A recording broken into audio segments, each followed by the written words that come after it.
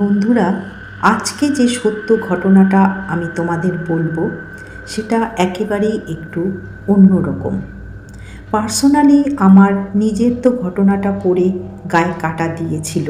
এবার তোমরাও শুনে বলবে যে তোমাদের কেমন লাগলো এই সত্যি ঘটনাটা শুনে। প্রথমেই বলি, ঘটনাটা আমায় পাঠিয়েছে কাঁচরাপাড়ার বাসিন্দা কাকুলি মৈত্র।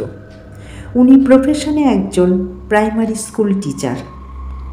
বেশ অনেক দিন ধরেই উনি আমাকে আমার ইমেলে হ্যালো লিখে মেসেজ করতেন, তা আমি কাজের চাপে তখনও রিপ্লাই দিতে পারিনি। তারপর গত 15 তারিখ অর্থাৎ 15ই জুলাই উনি আমাকে মেসেজ করেন যে ওনার জীবনের একটি সত্যি ভৌতিক অনুভব আছে, সেটা উনি আমাকে জানাতে চান। তারপর লেখাটা পড়ে আমি ওনাকে রিপ্লাই করি, আর উনি সেই লেখাটা বলেন যেটা বেশ ভয়ঙ্কর। খুব একটা বড় না হলেও আমি নিশ্চিত তোমাদেরও ভয় লাগবে। তা ঘটনাটা হলো এই যে কাকুলিদের বিয়ে হয়েছিল 2003 সালে, আর ঘটনাটা ঘটে 2009 সালে। 2009 সালে নভেম্বর মাসে কাকুলিদের মাসি শাশুড়ি, সুস্থ মানুষ, হঠাৎ স্ট্রোক হয়ে উনি মারা যান। তখন ওনার হাজব্যান্ড মানে মেসোমশাই নানান রোগে ব্যাধিতে ভুগছিলেন।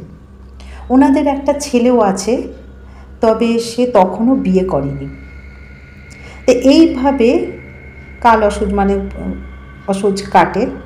সময়টাও তখন বেশ ভালোই শীত, ডিসেম্বর পড়ে গেছে। 13 দিনে তো শ্রাদ্ধ হয়। তা শ্রাদ্ধের দিন, সেই দিনটা ছিল শনিবার।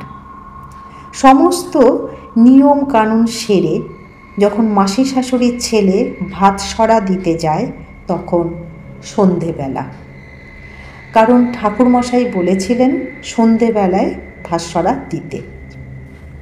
কাকুলিদের মাসি শাশুড়িদের বাড়িটা ছিল কাঁচরাপাড়া স্টেশন থেকে নেমে একটু ভেতরে। ওই সময় ওই জায়গাটা বেশ ফাঁকা, সেরকম বাড়িঘরও ওখানে হয়নি, ছিল না। মাসি শাশুড়িদের বাড়ির থেকে বেরিয়ে পিছন দিকে এগোলে একটা ছোট্ট বাঁশঝাড়, তারপর ডান দিকেই একটা ছোট পুকুর। তো ওই পুকুরের জল কেউ ব্যবহার করে না, নোংরা জল এমনি পুকুরটা পড়ে আছে। আর সেরকম বলতে গেলে কারোর দরকার না হলে ওইদিকে কেউ যায়ও না।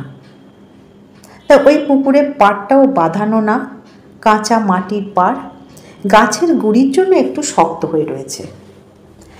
মাসি শাশুড়িদের কোনো ভাই বা দাদা ছিল না, কোনো মামা শ্বশুর ছিল না। তা নিয়ম যে ভাস্বরা দিতে যায় তার সাথে মামা যায়। তা এখানে মামা নেই দেখে ছেলের সাথে কাকুলিদির ননদ, নন্দাই, যা, ভাসুর, এরা সবাই গেছিল। নিয়মটা হচ্ছে যে, নিয়ম তো ভাত সরাটা যার উদ্দেশ্যে দেয় তাকে প্রণাম করে সেখানে ভাত সরাটা দিয়ে ফিরে আসে, পেছন দিকে আর তাকাতে নেই। তা যারা গেছিল সবাই কাকুলিদিরা ফিরে আসছিল। হঠাৎ কাকুলিদি একটু অন্যমনস্ক হয়ে পিছন দিকে তার চোখ পড়ে, পিছন দিকে একটু তাকায়। চোখটা গিয়ে পড়ে যেখানে ভাত সরাটা দিয়েছিল সেই জায়গাটায়। উনি দেখে জায়গাটা তাকিয়ে দাঁড়িয়ে পড়েন। দাঁড়িয়ে ননদ আর জায়ের হাত ধরে, তাদেরকেও দেখতে বলে। তখন সবাই দাঁড়িয়ে পড়েছে। দাঁড়িয়ে পড়ে ওই ভাতসরা যেখানে দেওয়া হয়েছিল সেই জায়গাটায় তারা তা দেখছে।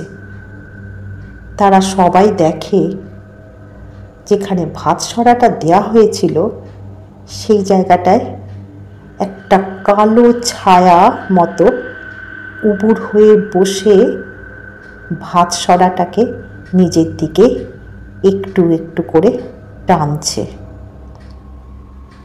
এটা দেখে না সবাই স্তব্ধ হয়ে গেছিল, কেউ কোনো কথা বলতে পারছিল না। তারপরে নন্দাই আর ভাসুর সবাইকে ইশারা করে বলে, কোনো কথা না বলে এখান থেকে চলো, কোনো আওয়াজ করো না। বাড়ি ফিরে এসে সবাইকে কথাটা বলে, এই ঘটনাটা সবাইকে বলে। তারা তখন এইটা শুনে, ঘটনাটা শুনে তারা বিশ্বাস করে যে যার উদ্দেশ্যে ভাতসরাটা দেওয়া হয়েছে সে তাহলে নিতে আসে। সেই মাই তাহলে ভাতসরাটা নিল। তো কাকলি এই ঘটনাটা আমাকে পাঠিয়েছে, তার জীবনের সাথে ঘটা সেই সত্য ভৌতিক ঘটনাটা আমাকে পাঠিয়েছে। তার সাথে এটাও লিখেছে যে কাকলি কখনো কোনো সময় যদি কোনো ভৌতিক ঘটনা শোনে বা কোনো গল্প ঘটনা পড়ে, আমি যে ঘটনাগুলো বলি সেগুলো যখন শোনে তখন তার চোখের সামনে এই ঘটনাটা ফুটে ওঠে, ভেসে ওঠে তার চোখের সামনে। কোনো কারোর যদি বাড়িতে কেউ মারা যায়, তারা যখন ভাতসরা দিতে যায় তখনও কাকলিদির মনে পড়ে যে তারও যে ভাতসরাটা দিচ্ছে, যার উদ্দেশ্যে দিচ্ছে সেই বোধহয় এসে ভাতসরাটা নেবে। এই ঘটনাটা আমার পড়ে আমার তো বেশ ভয়ই লাগলো। তোমাদেরও কেমন লাগলো আমাকে কমেন্টে জানিও। ধন্যবাদ।